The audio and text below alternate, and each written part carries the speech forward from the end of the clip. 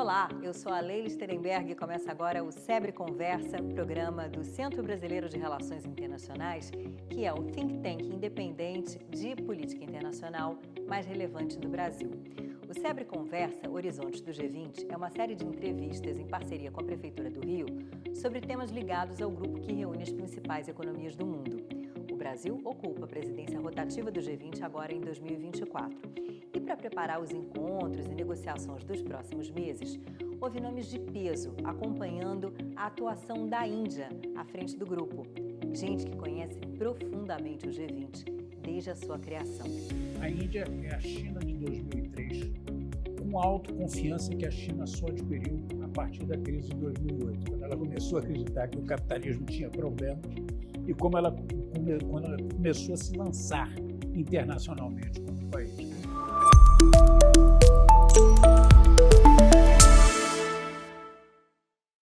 E para conversar comigo hoje, eu recebo o embaixador Marcos Caramuru, que é conselheiro internacional do SEBRE, foi embaixador do Brasil em Pequim e Kuala Lumpur, cônsul-geral em Xangai, morou 16 anos no leste da Ásia, dos quais 12 na China, foi consultor de empresas, gestor de um empreendimento urbano e foi secretário de Assuntos Internacionais do Ministério da Fazenda e diretor executivo do Banco Mundial em Washington, isso para não citar tudo, né, embaixador? Tem mais coisa além disso.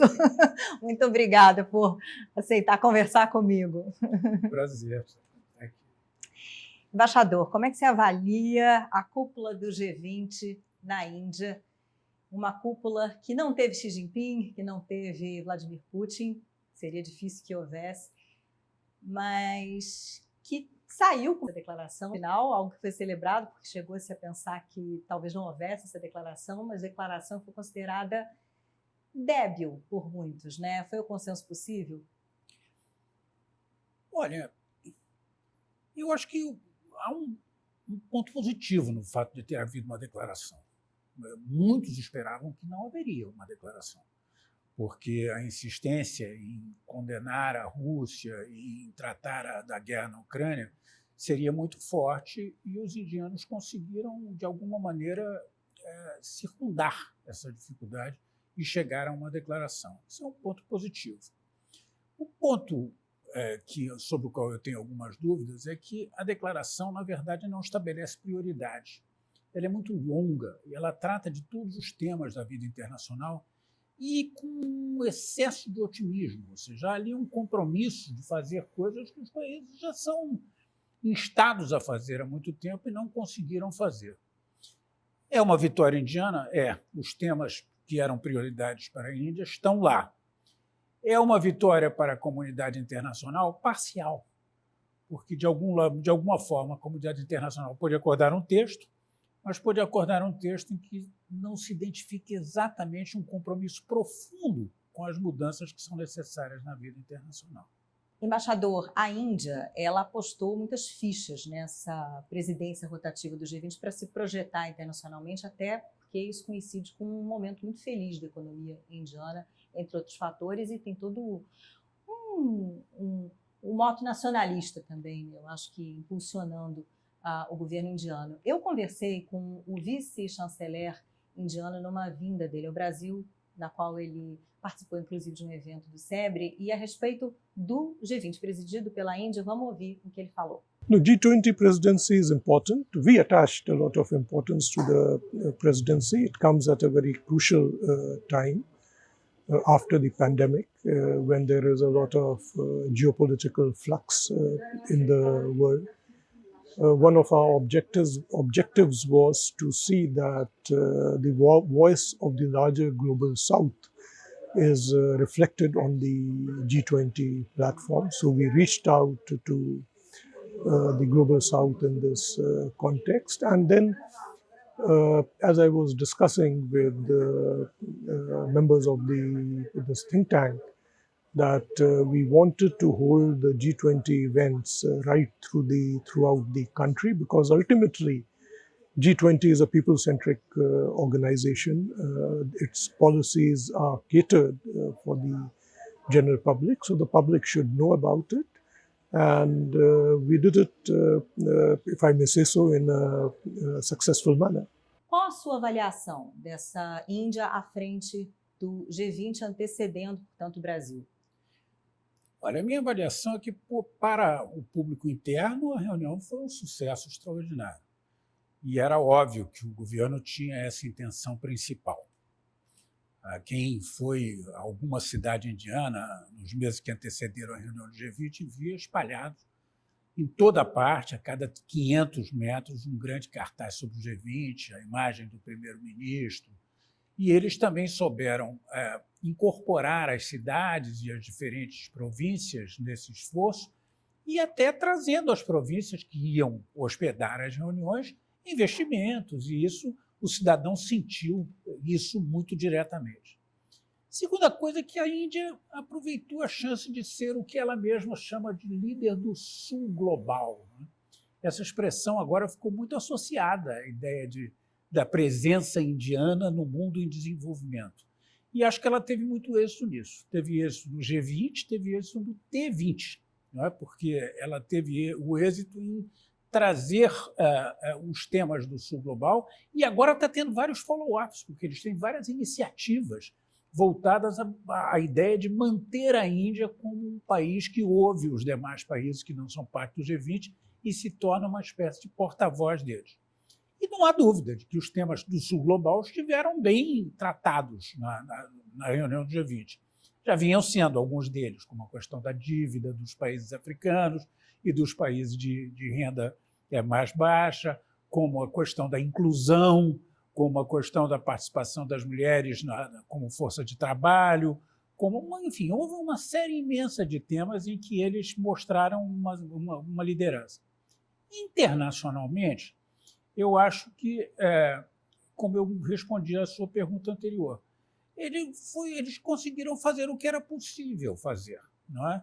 E passaram a imagem de que o mundo, como um todo, ainda pode se sentar na mesa, ainda pode acordar pontos sobre os mais diferentes temas da vida internacional e ter a expectativa ou a esperança de que esses temas tenham algum desenvolvimento positivo.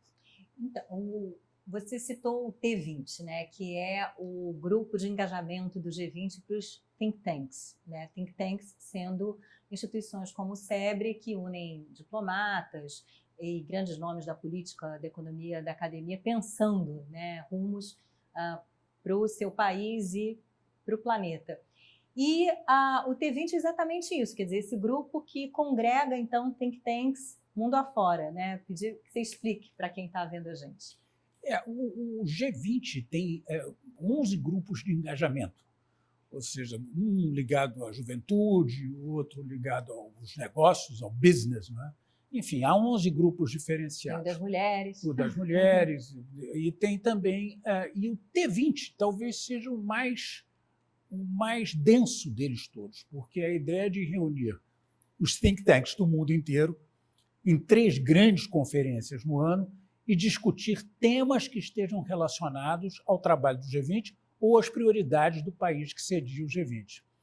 O trabalho da Índia no T20 foi um trabalho muito exitoso. Teve apenas uma pequena dificuldade, é que participaram modestamente think tanks dos Estados Unidos, da China e de alguns outros países. Nós que vamos presidir o T20 o ano que vem, vamos ter a esperança de que nós possamos ter uma presidência inclusiva. Nós possamos trazer os think tanks que estão afastados do G20, do T20, para o Brasil, para discutir conosco os grandes temas internacionais. Como é que está sendo o seu trabalho? Porque você está à frente desse processo, né? O SEBRE trabalhando junto com o IPEA e com a Fundação Alexandre de Gusmão. Como é que são esses bastidores, né, da preparação de uma cúpula de T20, quer dizer, uma reunião de T20 que vai acontecer no Rio de Janeiro, mas tem todo um preâmbulo para isso que é fundamental. Há um trabalho de coordenação muito intenso, feito pela FUNAG, Fundação Alexandre de Gusmão, pelo IPEA e pelo SEBRE. Nesse estágio inicial, nós estamos fazendo uma reflexão mais genérica sobre como vamos orientar os trabalhos. Decidimos algumas coisas já. Por exemplo, no T20 há um grande número do que se chamam task force, forças-tarefas, que são foros específicos que discutem os diversos temas da agenda do G20. Nós vamos ter 6. Né? Desses 6, nós vamos ter uma participação equitativa de homens e mulheres na presidência e nas co-presidências.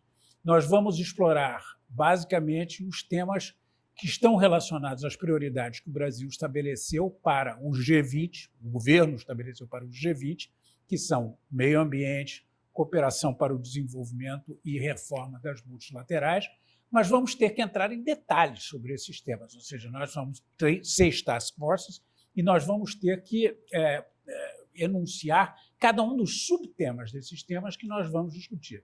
E nesse estágio estamos agora. À parte disso, nós estamos tratando da ideia de trazer para os eventos paralelos do T20 uma série de temas e uma série de novas iniciativas. Há muito presente na nossa visão a ideia de que, se os governos têm limitações para chegar a acordos, a academia pode não ter. E a academia pode ter a liberdade de levantar temas que os governos muitas vezes não conseguem levantar, seja porque não se entendem, porque não há um consenso sobre como os temas são tratados, seja porque são temas que são recomendações diretas à ação dos Estados. E eu acho que cada vez mais nós vamos ver as sociedades, os think tanks, os grupos acadêmicos participando das negociações, das discussões internacionais e propondo soluções. Eu até me arriscaria a dizer que eu acho que talvez as soluções que venham a nascer ou aparecer no contexto do T20 sejam mais criativas, mais inovadoras e mais corajosas do que aquelas que o G20 é capaz de produzir. E é um desafio transformar recomendações do T20, policy papers e por aí vai, em realidade, em política pública, efetivamente? Obviamente, é um desafio muito grande. Primeiro porque os governos têm as suas pautas individuais, não é? E têm as suas limitações ao lidar com temas das pautas. Segundo, porque os governos não necessariamente podem ter uma abertura total para discutir temas, né? Então, eu acho que, sim, o debate do T20 é naturalmente um debate mais rico. Um dos seus propósitos é, de fato, influenciar os governos, influenciar o G20.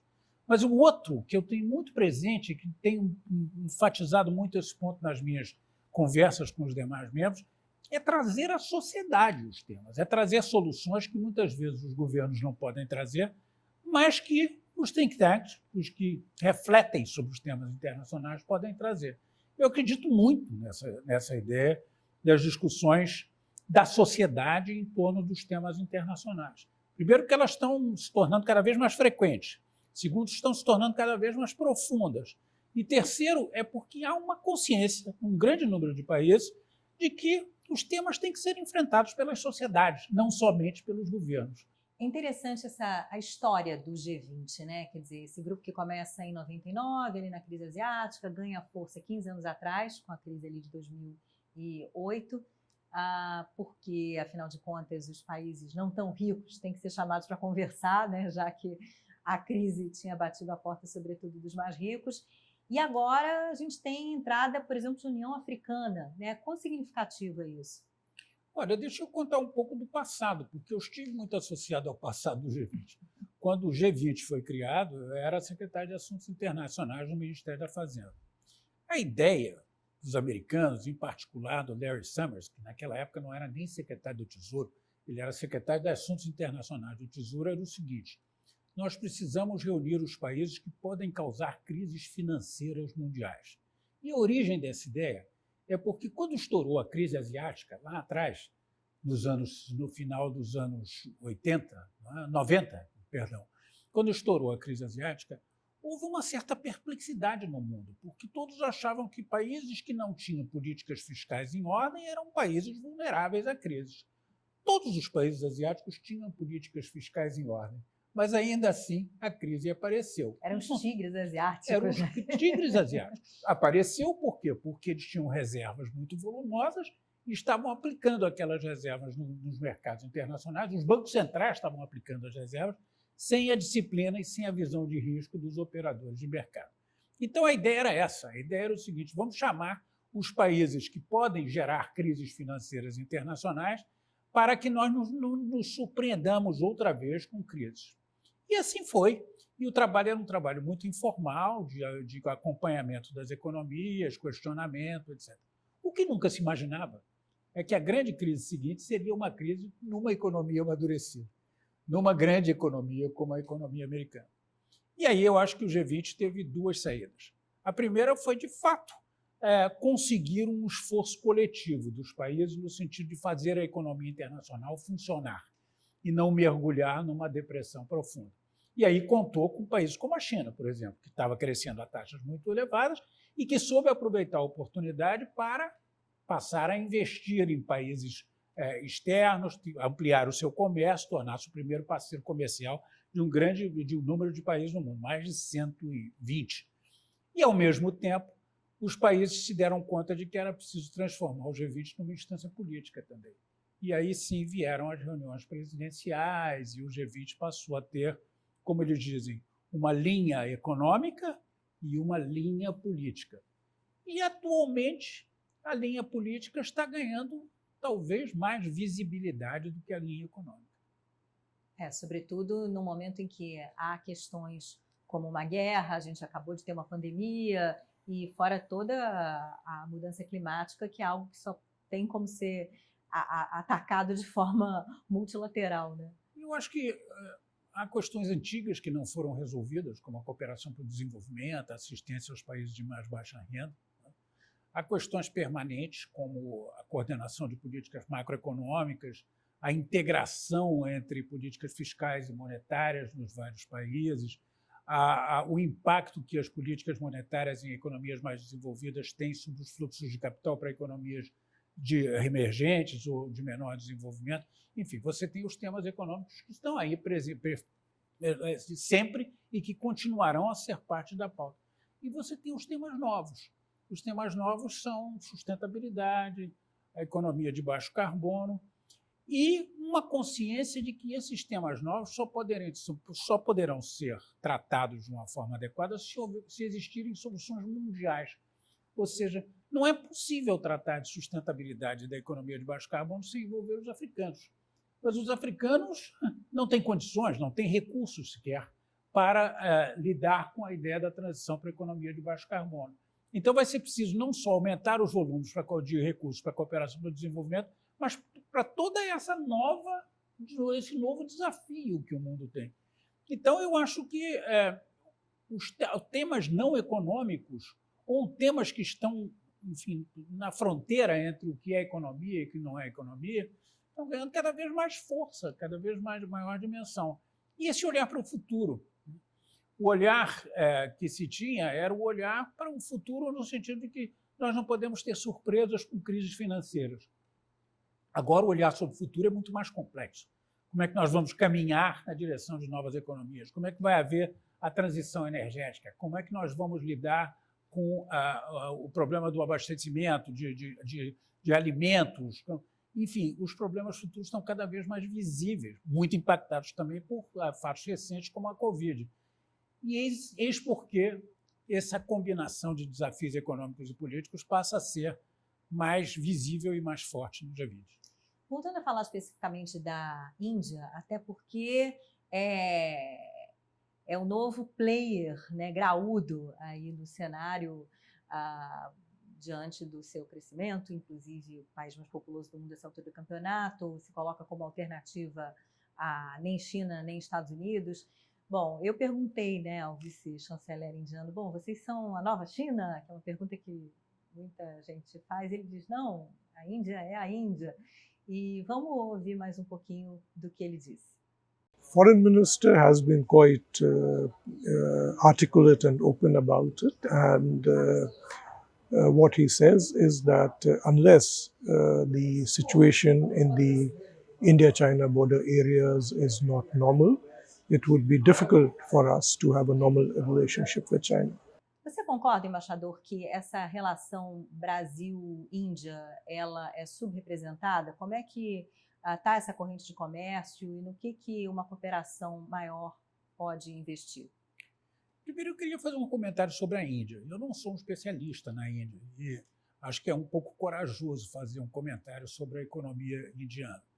Mas eu acompanhei muito de perto a transição na China. E fui à Índia 3 vezes esse ano, tive a chance de conversar com pessoas de diferentes segmentos, think tanks, instituições de pesquisa, o Banco Central, o Exim Bank, etc. Saí com a sensação de que a Índia é a China de 2003, com a autoconfiança que a China só adquiriu a partir da crise de 2008, quando ela começou a acreditar que o capitalismo tinha problemas e quando ela começou a se lançar internacionalmente como país. Então, eu acho que a Índia é um país que vai crescer muito, vai ter uma participação mais forte na economia internacional, vai se tornar, como todos preveem, uma das 3 maiores economias do mundo. Muitos me perguntam assim, mas e aí, o cenário vai ser um cenário parecido com o que se vê na China agora? Eu acho que não. A Índia tem uma organização um pouco caótica para que nós que somos ocidentais, e eu acho que essa ideia caótica vai permanecer lá. Ou seja, a China evoluiu no sentido de tornar-se mais rica e mais organizada, tal como um país desenvolvido como nós conhecemos. A Índia será uma outra coisa. Certamente não será isso, na minha opinião, mas que vai crescer e que vai ter uma importância maior, não há dúvida alguma. Naturalmente, ela vai ter relações mais estreitas com o Brasil. Em função das minhas idas à Índia, eu tenho conversado com várias empresas e eu vejo, mesmo em empresas muito grandes, a reação é o seguinte: nós temos que começar a prestar atenção na Índia. E vi nos indianos, nas poucas vezes que estive lá, mas não foram períodos tão curtos assim, uma imensa ansiedade para chegar ao Brasil. O número de telefonemas que eu recebia de pessoas que diziam: mas eu tenho um projeto, eu tenho uma ideia, eu tenho uma proposta. Os asiáticos são sempre muito dinâmicos, né? Eles têm um empreendedorismo muito forte. Os chineses têm, os indianos também têm, os asiáticos em geral têm. E essa ansiedade de fazer, chegar lá, né? Então, eu acho que, de alguma forma, as nossas relações econômico-financeiras com a Índia vão evoluir. Nós vamos ver mais indianos investindo no Brasil, nós vamos ver o comércio se ampliando de alguma forma, e será um pouco como aconteceu na China. Em 2003, o nosso comércio com a China não tinha a dimensão que tem hoje. Mas, então, se você pensar que a Índia é a China em 2003, como eu mencionei anteriormente, você vê que tem muito espaço para crescer, realmente tem muito espaço para crescer. E aí você tem uma cultura que é muito diferente da nossa. Eu não conheço bem a cultura empresarial indiana, conheço a chinesa, é de fato muito diferente, mas a Índia, de alguma forma, em função da presença inglesa há muitos anos, ela tem padrões ocidentais na sua forma de reflexão que também são muito fortes. Não são dominantes, eu diria, porque eles têm uma reflexão muito própria, mas eu acho que é muito forte. E aí talvez até seja mais fácil dialogar com eles e chegar a entendimento. Eles têm vantagens comparativas hoje que são impressionantes. Quer dizer, uma população jovem, né, ao passo que a China está envelhecendo a essa altura do campeonato, né, e essa cultura de startups que eles têm também é algo impressionante, não? Mas, olha, eles têm um dilema, né? Porque eles têm uma economia que é forte no setor primário, na agricultura, até porque isso tem um impacto social para eles, e uma economia que é forte no setor de serviços. E essa discussão sobre a indústria é muito presente, né? Nós precisamos ou não ter um setor industrial forte. Você se lembrará que a China, numa das últimas reuniões do Partido Comunista, chegou à conclusão de que ela não abdicaria da ideia de ter um setor industrial forte. Toda economia que amadurece, cresce, chega a estágios mais avançados, vira basicamente uma economia de serviços, né?